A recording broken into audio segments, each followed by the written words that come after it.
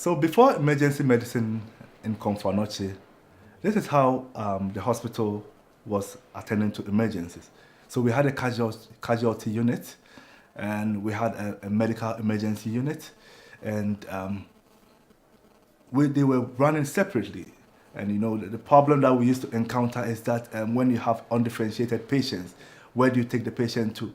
And it was a big problem, and it wasn't an organized care. Patients were not being triaged.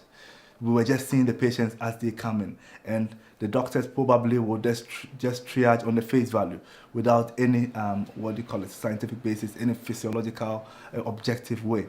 The rooms were very woefully inadequate and most of the time understaffed. But since emergency medicine came, patients have been triaged, and those who are critically ill come to it, and they are seen faster, and their recovery rate is also faster.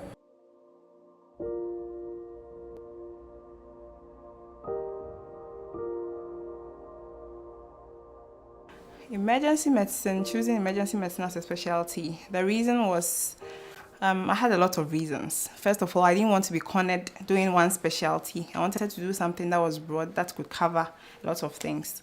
And then I also noticed during my house job that the skill in emergency was not good enough. I was called to see a lot of emergencies at 37, but there was no senior to help me out. And I thought that I should improve on that aspect. And then working at Cape Coast, there was a kid who had an anaphylactic shock. And this kid died from laryngospasm. And I wished I could have helped better. So that was what broke the camel's back and made me do emergency medicine. So I started emergency medicine, and my eyes got open to a whole new world with Dr. Rockefeller Ting spearheading everything, and Dr. Oduro helping as well. We realized that we could do so much more for our patients than we ever used to.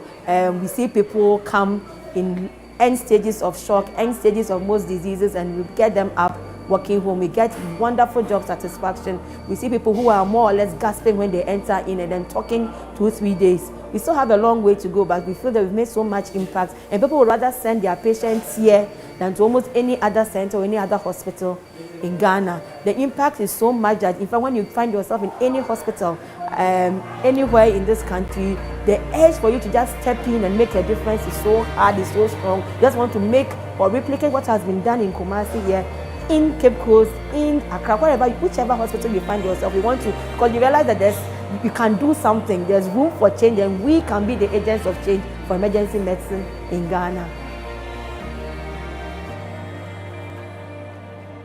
I think the most basic of changes is the creation of a functional department that's built around the provision of acute care under a supervised setting.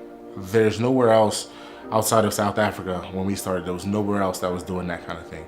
And in the 5 years we've been doing this, there's been nowhere else that's been able to reproduce what we've done here, where you have a setting where the patient comes in and you don't have to ask any questions. There's no who do you know, how much money do you have right now. It's you get triaged. The nurses have a standardized process. Every patient, from the king to the lowly man off the street to me, would get triaged, and you would end up in a place where you're being seen by a resident physician first, and then staffed with a specialist physician who's especially trained in emergency medicine providing acute care.